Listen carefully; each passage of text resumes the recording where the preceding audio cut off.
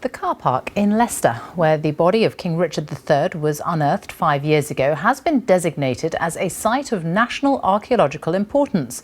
Richard was buried in a medieval friary on the site in 1485 after his death at the Battle of Bosworth. His body wasn't discovered until 2012. He has now been reburied at Leicester Cathedral. Nick Hyam has this report.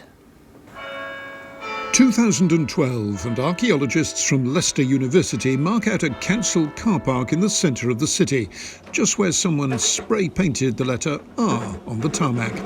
Then they start digging on the site of what was once the medieval Greyfriars, looking for the grave of England's most notorious king. Astonishingly, they find it, and a skeleton, complete with crooked spine and fatal injuries to the back of the skull, buried in haste after the Battle of Bosworth. Richard III became the villainous central character of one of Shakespeare's plays, the man who supposedly murdered his young nephews, one of them the rightful heir to the throne. 2 years ago, the dead king's body was reburied in a new tomb in Leicester Cathedral.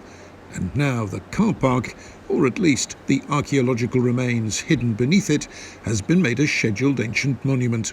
It adds a level of protection for the buried archaeological remains of the Franciscan friary, of the priory. It's not something that just sets it in stone, but it is a way of working with the local authority, with owners, to help manage it in a way that preserves the archaeological remains over the coming years, really to preserve it for the future generations. The protection doesn't extend to the modern road surfaces or modern buildings like the Richard III Visitor Centre, but it does include the ground beneath, much of which has never been built on.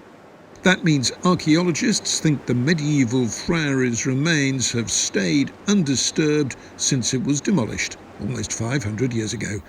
Nick Hyam, BBC News.